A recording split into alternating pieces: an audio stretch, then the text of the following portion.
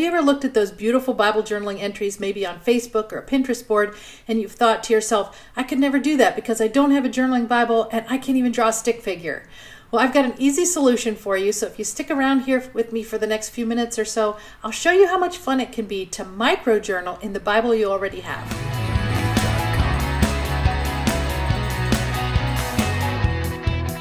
So today we're going to cover what microjournaling is, how it can benefit your life, how to actually get started doing it, and then we're going to conclude with some of my favorite supplies that work especially well for microjournaling. So what is microjournaling anyway? Microjournaling is similar in a lot of ways to traditional Bible journaling in that it draws your attention to the verse or idea that you want to remember wherever you're studying, and it can also be really colorful and artistic. The main difference is that it's typically done in a regular Bible that does not have wide margins. With microjournaling, the art and the words are minimalistic and tiny in nature. There are a lot of benefits to journaling in this way, but I think the number one benefit of microjournaling is that it allows you to let go of perfectionism. I love that I can just create a small doodle and jot a few words down in my morning devotions, and it takes less than 5 minutes. It's also much less intimidating. While it can be really daunting to think about trying to fill up a whole page, with microjournaling, a short note between lines of text is enough.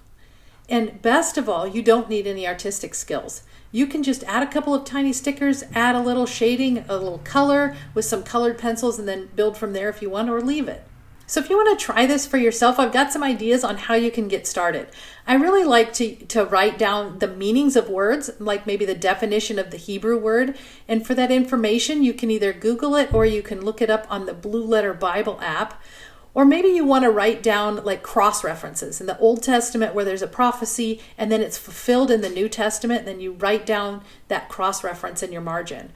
Or if you turn your Bible sideways, you can use that white space along the edge of the page to write down a one-sentence summary of a sermon or a devotional that you read, something like that. It doesn't work for the whole outline, but it does make a nice space to put down just a concise one-sentence summary of whatever you were listening to. Then if you have time, it's always fun to embellish your words with some doodles and a splash of color. So let's talk about the supplies that you might need in order to do that. At the very top of my list of things that are essential for microjournaling is the Micron pen. And the reason why it's so essential is because they make a very tiny, fine-tipped pen that allows you to write a large amount of text in a very small amount of space, which is exactly what you need for microjournaling. Colored pencils are another one of my favorite go-tos for Bible journaling because they make it really easy to add a pop of color without worrying about bleed through. And my favorites are Crayola Twistables because they last a long time, they're very vibrant, they have a lot of colors to choose from, and you don't have to worry about sharpening them. You also might want to try out mini stamps. You can find these at crafting stores or maybe even the dollar store, or use the stamps that I use. I like to look for stamps that are versatile or generic so that you can get the most out of them. I like to use leaves, flowers, butterflies, arrows, things like that. Those same variety of stickers are also fun to use. I, again, recommend just looking at the dollar store for those. And then I've also found a really narrow tape that's meant for nail art, but it works really well for microjournaling too. I use this quite a bit. It's not very easy to find, so I will link it and my other favorite supplies in the description below this video.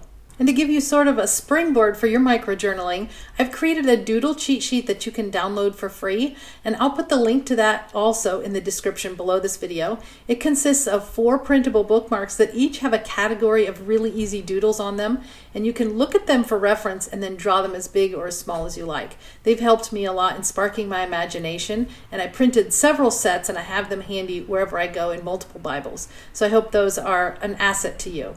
Make sure to subscribe to this channel if you haven't already so you get notified whenever new videos come out, and I will see you in the next one.